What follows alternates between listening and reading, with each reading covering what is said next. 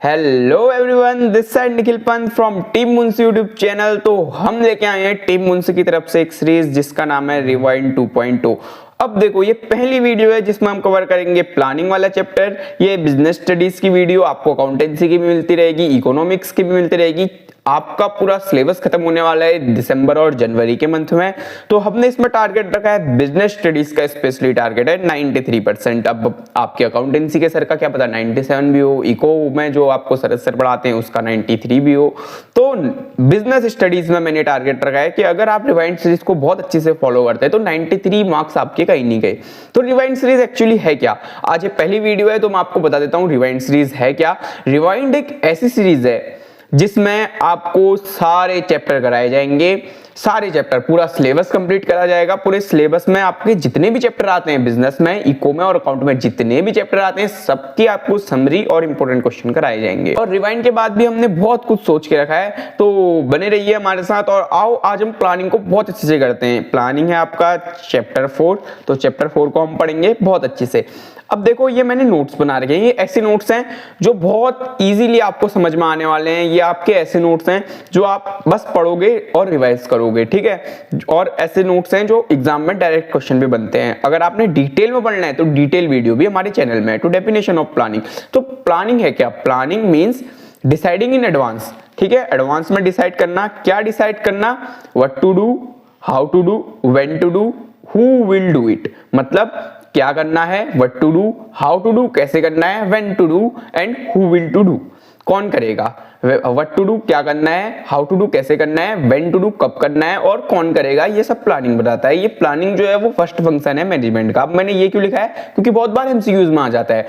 Rewind 2.2 का main यही गोल है कि जितने क्वेश्चन और जितने टॉपिक्स एमसीक्यूज में या आपके पेपर में फंस सकते हैं वो डालेंगे। अब देखो, ये डालने का मैंने ये लॉन्ग वीडियो में नहीं पढ़ाया था। ये वाला टॉपिक ये मैंने कहीं मेंशन नहीं किया होगा, क्या पता किसी फीचर में कर दिया हो, बट यहाँ क्यों किया है, क्योंकि ये डायरेक्ट पूछा जा सकता है आपके एमसीक्यूज में।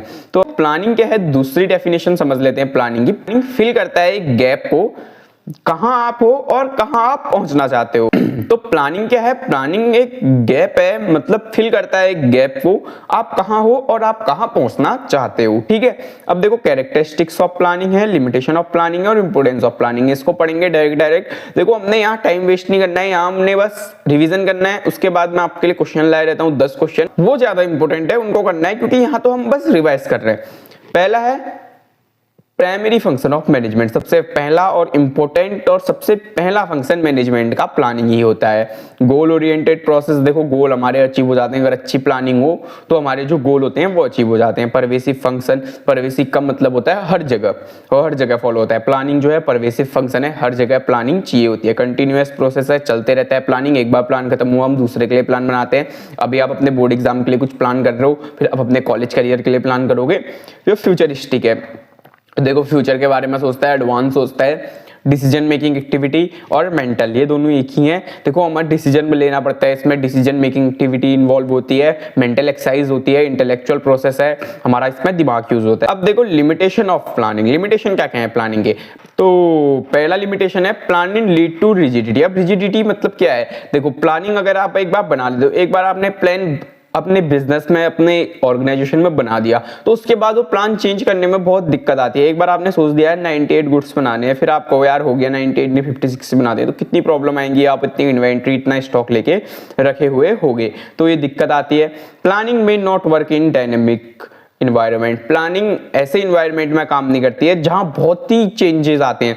देखो, आपने अभी सोचा कि यार बैगी जीन्स लेके आते हैं, पर अचानक से लोग स्ट्रेट फिट में आ गए, तो ये अगर जहां पे चेंज होते रहता है इन्वायरमेंट, वहां प्लानिंग काम नहीं करती है। Planning reduce creativity. देखो, प्लान जो करते हैं ना, वो क्या करते हैं? मैनेजर लोग करते हैं। ये क्या करते हैं? टॉप लेवल के लोग करते हैं। तो जो मिडिल लेवल के लोग हैं, उनकी क्रिएटिविटी प्लानिंग खत्म कर देती है, क्योंकि उनको बस प्लान को फॉलो करना पड़ता है। जो प्लान बनाते हैं वो टॉप लेवल बनाता है। Planning involve huge cost. तो प्लान करने में हमारी कॉस्ट और टाइम बहुत लगता है। देखो, प्लानिंग इज टाइम कंज्यूमिंग। देखो, कॉस्ट कैसे लगती है? क्योंकि हमें इंटेलेक्चुअल लोग चाहिए होते हैं, उनको हमने पे करना पड़ता है प्लान बनाने के लिए, जैसे फाइनेंशियल प्लानर हो गए, ठीक है। तो planning is time consuming, planning को बनाने में टाइम लगता है, प्लान करने में टाइम लगता है, ऑर्गेनाइजेशन के उसमें। अभी तो आपने बस सोच दिया कि हाँ बस 93 लेके आने हो जाएगा, लेकिन जो ऑर्गेनाइजेशन में प्लान बनाए जाते हैं वो बहुत सोच समझ के बनाए जाते हैं।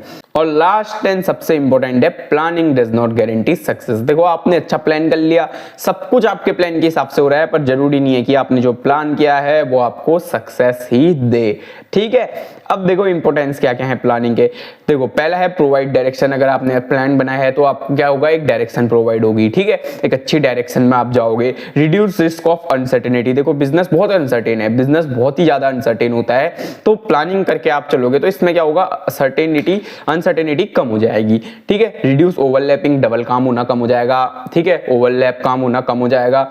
वेस्टफुल एक्टिविटीज कम होंगी। Promote innovative idea. देखो नए नए आइडिया आते रहते हैं, उनको अच्छे से प्रमोट करना। फैसिलिटेट डिसीजन मेकिंग में बहुत हेल्प करती है हमारी प्लानिंग।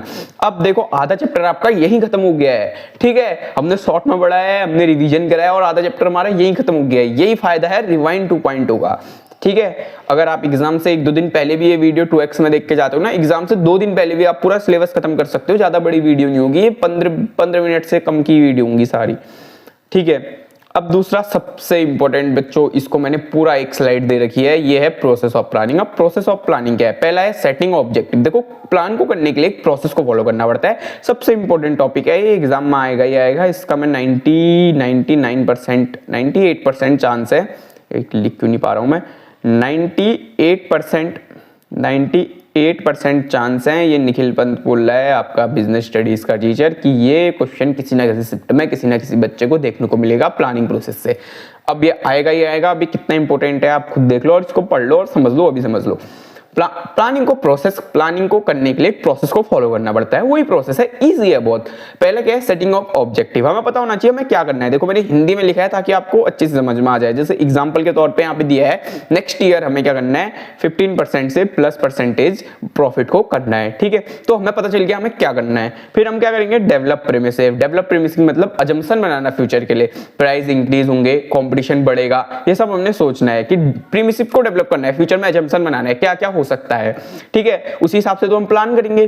फिर है आइडेंटिफाई अल्टरनेटिव्स। हमने देखना है कि हमारे गोल को अचीव करने के लिए क्या क्या पॉसिबल वे हो सकते हैं, क्या क्या पॉसिबल ऑप्शंस हो सकते हैं, तो वो हो गया आइडेंटिफाई अल्टरनेटिव।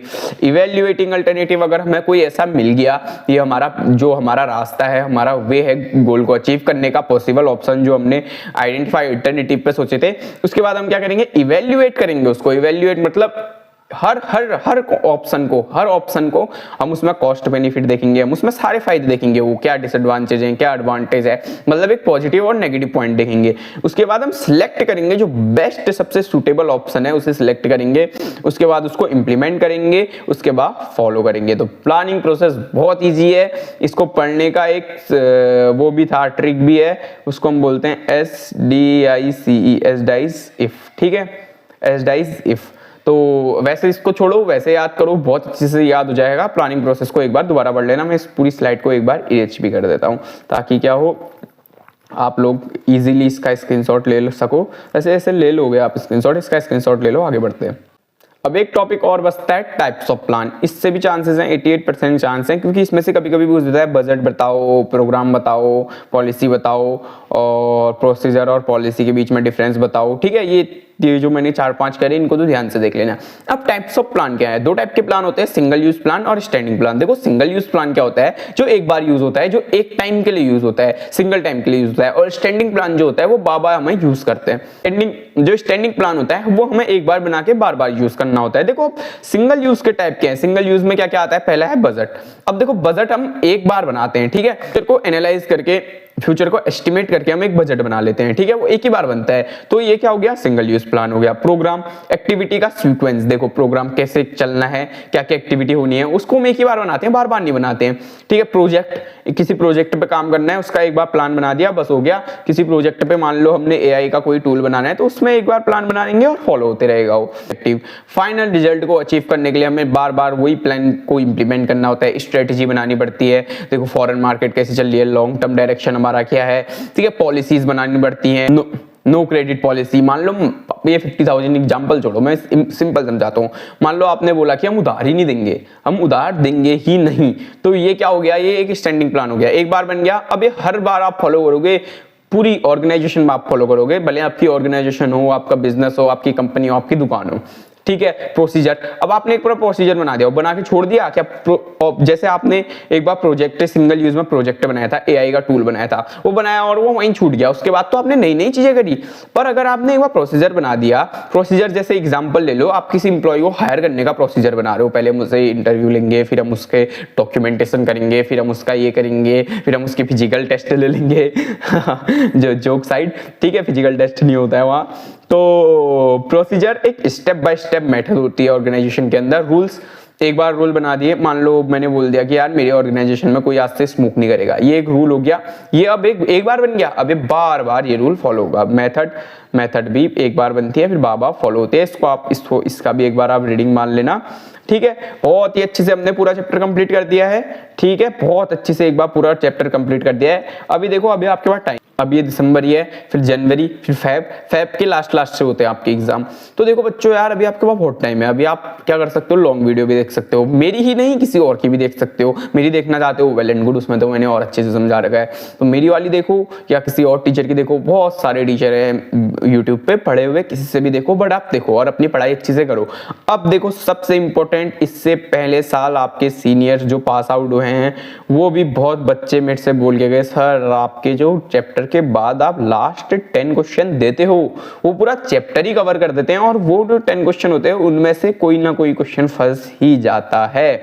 केस बेस्ड को छोड़ दो, केस बेस्ड मैं कराऊंगा, और केस स्टडी को भी छोड़ दो, वो सब मैं कराऊंगा, वो कराने की जिम्मेदारी मेरी है, बाद में सब कंप्लीट हो जाएगा, पहले आप इस पे ध्यान दो, ठीक है। ये 10 क्वेश्चन ऐसे हैं, समझ लो पंत जी का ब्रह्मास्त्र मेरा ब्रह्मास्त्र है, ठीक है। ये आपके पहले आपके सीनियर भी बोलते थे, और आपको भी लगेगा। आप इन क्वेश्चन का स्क्रीनशॉट लो और इन क्वेश्चन को एक एक करके सॉल्व करो, याद करो, पढ़ो। इससे क्या होगा, अब एक क्वेश्चन ऐसे हैं कि टीम मुंशी के ऐसे क्वेश्चन है, मैं तारीफ करूं जितनी करूं कम है। ये ऐसे क्वेश्चन है कि अगर आप इनको करोगे ना, क्या होगा, आपके पहले तो पूरा चैप्टर इन्हीं क्वेश्चनों में कंप्लीट हो जाएगा, और इन क्वेश्चनों से ही क्वेश्चन फंसते हैं। देखो इन क्वेश्चन से क्वेश्चन फंसते हैं, अब कैसे फंसते हैं वो बताता हूं। देखो मैंने आपसे बोला था पॉलिसी प्रोसीजर आएगा, देखो ये आपने डिफरेंस बिटवीन पॉलिसी प्रोसीजर और रूल मेथड, ये कौन सा क्वेश्चन है आपका, पहला, दूसरा, तीसरा, चौथा, पांचवा क्वेश्चन, ठीक है। पांचवें क्वेश्चन में ये आ गया। अब मैंने बोला था स्टेप्स आएंगे प्लानिंग प्रोसेस के, वो देखो यहाँ दिया है, ठीक है। मतलब एक चीज समझ लो, सब कुछ आपको इन क्वेश्चनों में मिल जाएगा, पूरा चैप्टर इन क्वेश्चन में कंप्लीट हो जाएगा। तो गाइज ठीक है, thank you, subscribe our team Munshi YouTube channel, champ is in making.